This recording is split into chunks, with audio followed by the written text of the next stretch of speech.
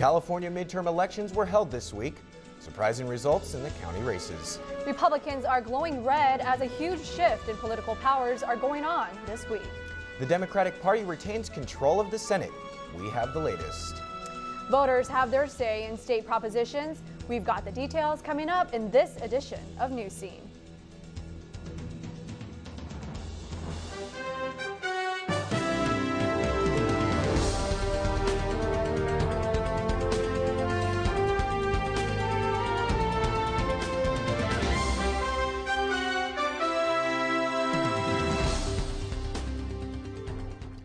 Good evening and welcome to this special election edition of Newscene. I'm Eamon Long. And I'm Alice Kim. Thank you for joining us.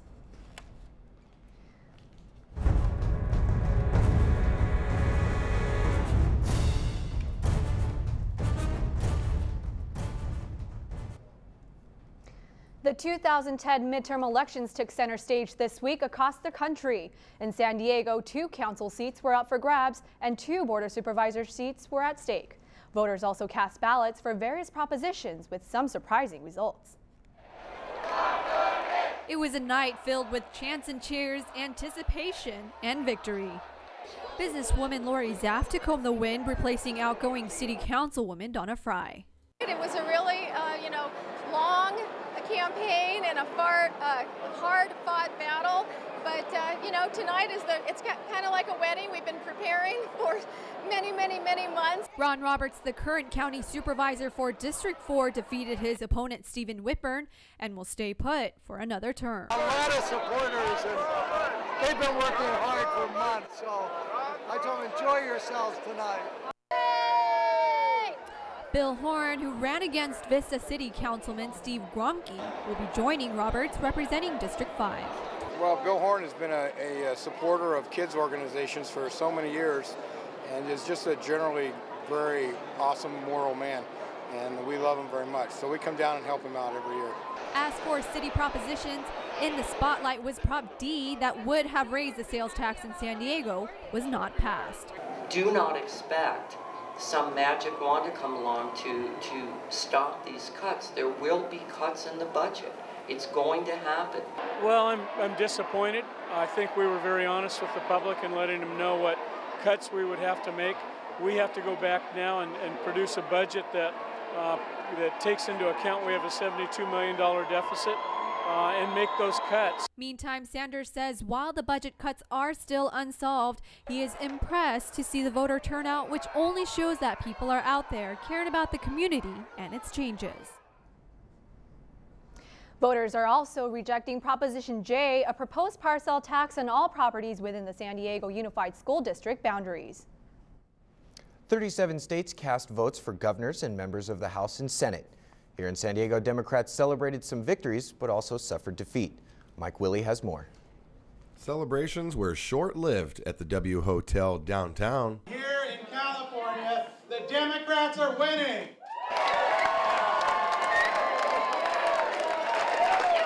Acting more like soldiers who won the battle but lost the war. Republicans had more victories across the nation this week than the 2006 and 2008 elections combined. It looks like the results are in, and it is time now for Californians to unite behind the common cause of turning around this state that we love. A more reflective blue party readies for new change on Capitol Hill as Republicans regain control of the House, but not the Senate. We won with independence, but in the end, we could not overcome the registration advantage that Democrats have, and in particular in LA County. I'm not going to engage in a game of coulda, woulda, shoulda. I am proud of every moment of this campaign. He will be good for the state of California. I'm betting everything I got on him again. This gubernatorial race goes down in history as the most amount of money ever spent. Billionaire and former eBay CEO Meg Whitman spent $140 million of her own money, and former Hewlett-Packard CEO Carly Fiorina laid out $6.7 million from her own war chest. But in the end, the money didn't pay off, as California voters stayed with incumbency and experience. We have to live within our means. We're going to move as much government and responsibility as we can to the local level, and no taxes unless the people make clear that that's what they want, and they express that in a vote. Mike Willie, Newscene. Senate races in Washington, Colorado, and Alaska went late into the night. Democrats scored victory in both Washington and Colorado. No winner has been declared yet in Alaska. It's official. Republicans have taken control of the House. Nancy Pelosi is out as House Speaker. It looks like that job will go to John Boehner of Ohio. Alicia Prostochimi spent the evening with Republicans in San Diego as they witnessed the shift in power. November 2nd was the time for all voters to come out and cast their votes, not only for propositions, but for the House and Senate elections too. Here at the Republican Election Party, many people are waiting around anxiously to find out who will be elected. Results are still coming in and voting is still continuing in the western states. The extent of the Republican takeover of the House is still to be determined. At the Golden Hall, many supporters, signs, and chanting and cheering for the Republican Party, especially Nick Popedich.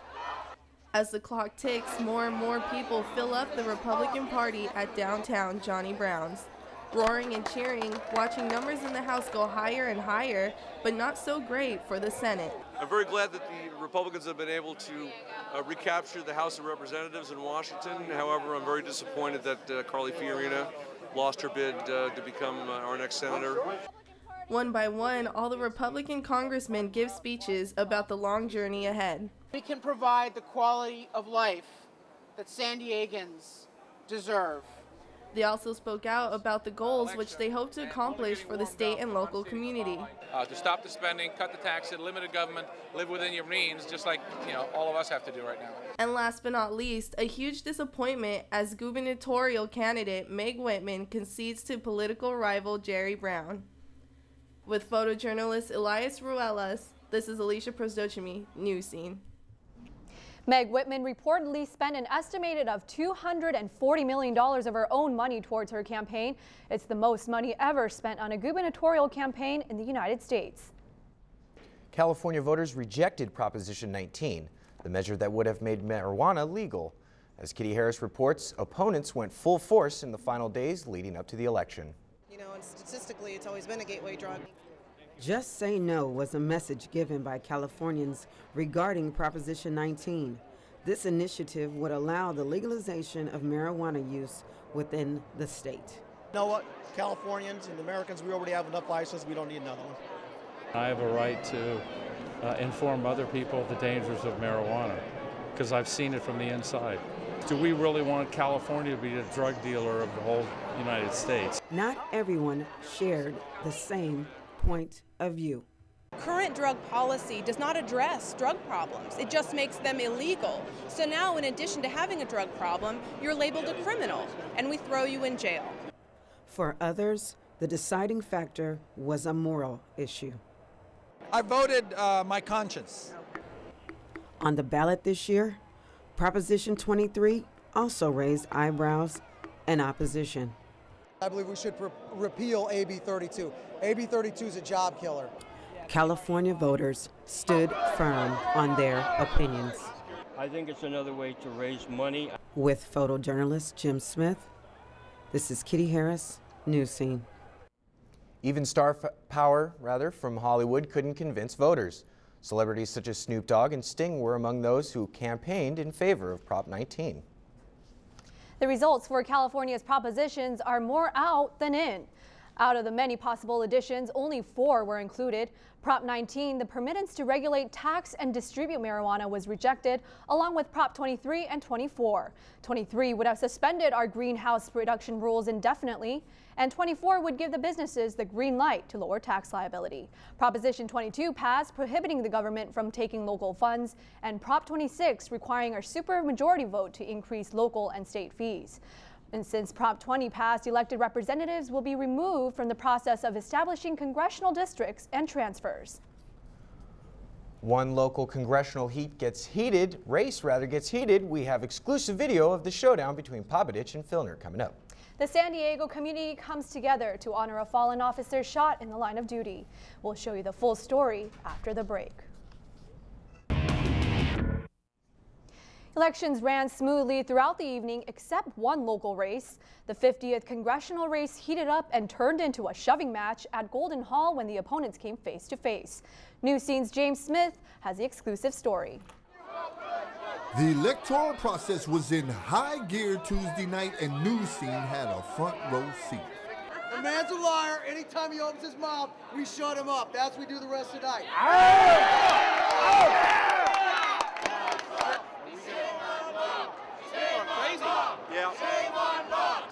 Democracy was in action, and while most of our attentions were focused on the governor's race and the propositions, supporters of Bob Filner and Nick Popovich were letting their voices be heard.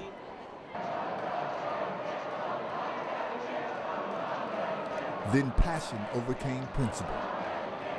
What we need to do is anytime Bob Filner opens his freaking hole, we need to shut him up. Seemingly trying to avoid any final-minute altercation, the congressman leaves the floor only to be chased and harassed by Popovich and his supporters.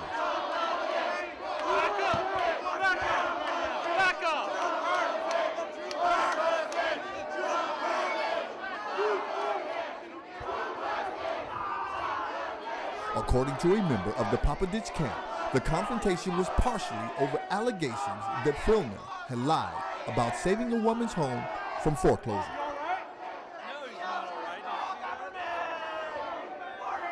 Despite the full court press by the former Marine gunnery sergeant, Bob Filner prevailed with 60% of the vote. In the end, the voters had their day, the contestants had their moments, and the democratic process moves on. This is Jim Smith for Newscene. Congressman Filner issued the following statement, quote, "I am saddened that so little respect was shown to the people at Election Central who were there to celebrate our democracy. In this country, we make our voices heard by voting, not by violence and intimidation."